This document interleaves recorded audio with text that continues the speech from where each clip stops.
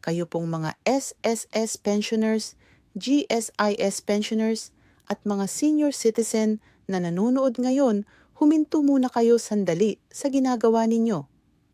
Kasi may balitang kumakalat ngayon tungkol sa 2,000 piso na buwanang tulong at marami sa inyo ang nagtatanong, totoo ba ito? Kasama ba ang mga pensyonado? Kasama ba ang mga senior citizen? Sa video na ito, ipapaliwanag natin ng malinaw, base sa opisyal na impormasyon, kung sino talaga ang kasama, magkano ang matatanggap, at kailan darating ang pera. Kaya huwag kayong aalis dito dahil may mga detalyeng kailangan ninyong malaman bago pa man kayo umasa. Una sa lahat, mga kababayan, oo, totoo ang Uplift Assistance Program. Ito ay isang pinalawak na programa ng gobyerno, sama-samang ginagawa ng DS, WD at SSS bilang tugon sa tumataas na presyo ng gasolina at bilihin dahil sa pandaigdigang krisis sa langis. Ipinahayag ito ni Presidente Marcos noong 16 ng Hulyo sa ilalim ng Executive Order 110 na nagdeklara ng National State of Energy Emergency. Layunin nito na matulungan ang mga pamilyang Pilipino na naaapektuhan ng pagtaas ng gastusin sa pang-araw-araw na pamumuhay. Ayon sa mga opisyal na pahayag, aabot sa 7.5 milyong sambahayan o humigit kumulang 37.5 milyong Pilipino ang inaasahang makikinabang dito na may budget na umaabot sa 12.3 at 75 bilyong piso. Ngayon, dito papasok ang mahalagang detalye na dapat ninyong pakinggan ng mabuti. May 3 grupo ang mga benepisyaryo ng Uplift. Ang una ay ang mga kasapi ng 4 na PFS o Pantawid Pamilyang Pilipino Program. Ang pangalawa ay ang mga kabilang sa Walang Gutom Program. At ang pangatlo na siyang direktang kaugnay ng SSS ay ang mga low-wage worker na na-validate sa pamamagitan ng SSS records. Ito ang hindi alam ng marami, hindi po automatikong kasama ang lahat ng SSS pensioner o senior citizen dito. Basahin natin ng mabuti ang requirements para sa Group 3, ang grupong konektado sa SSS. Una, dapat ang miyembro ay kasalukuyang empleyado, hindi retirado o pensyonado lamang.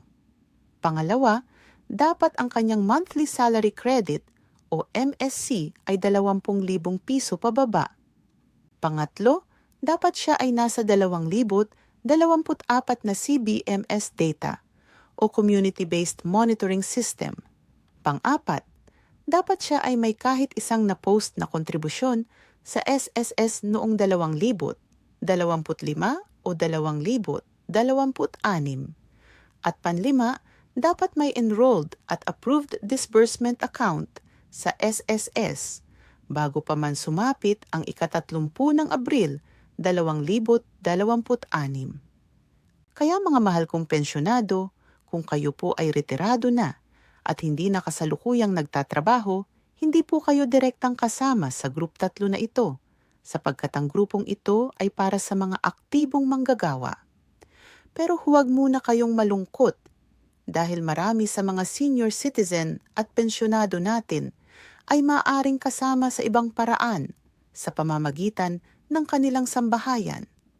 Kung kayo o ang inyong pamilya ay kasapi ng 4 na PS o kasama sa Walang Gutom Program o nasa listahan ng 2,024 na CBMS bilang mahirap o malapit sa hanay ng kahirapan, maaaring makatanggap pa rin ang inyong sambahayan ng tulong na ito kahit hindi sa pangalan ninyo mismo, kundi sa ibang miyembro ng pamilya na nakatala. Pakinggan ninyo itong mabuti. Ang Uplift ay hindi po regular o permanenteng benepisyo ng SSS. Ito ay temporary crisis assistance lamang. Ibig sabihin, ito ay panandaliang tulong dahil sa kasalukuyang krisis sa presyo ng langis at bilihin, hindi ito bahagi ng inyong buwanang pensyon.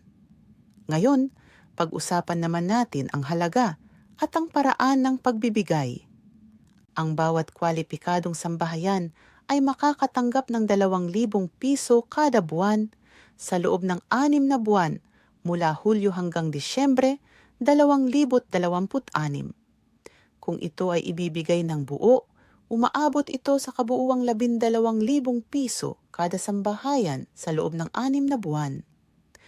Ang unang release ay gagawin ng manual, ibig sabihin, sa pamamagitan ng cash card o direktang pagbibigay, habang ang susunod na 5 buwan ng bayad ay ipapadala na sa pamamagitan ng GCash o Land Bank. Kaya mahalagang siguraduhin na ang inyong digital wallet o bank account ay nakalink at aktibo. At kailangan din po kayong may valid na PhilSys National ID. Batay sa datos mula sa mga rehiyon, opisyal nang nagsimula ang pambansang pamamahagi noong ika-20 ng Hulyo, 2026. Sa Central Visayas halimbawa, umabot na sa humigit kumulang 135,000 benepisyaryo ng 4 na PS ang nakatanggap na ng kanilang unang top-up sa pamamagitan ng cash card o digital wallet, kabilang ang mga pamilya sa Cebu at Bohol. Unti-unti pong kumakalat ito sa ibang rehiyon, kaya kung hindi pa ninyo natatanggap, huwag muna kayong mag-alala dahil rolling ang proseso ng pamamahagi. May isa pang mahalagang update na dapat ninyong malaman, mga kapatid.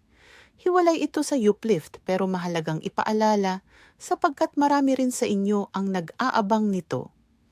Ang mga SSS pensioner ay may sariling hiwalay na 2,026 na dagdag na benepisyo, ang 10% dagdag sa retirement at disability pension at 5% dagdag sa death o survivorship pension, epektibo mula Hunyo 2026, kaya kung tinatanggap ninyo ang inyong regular na pensyon na 8,000 piso kada buwan halimbawa,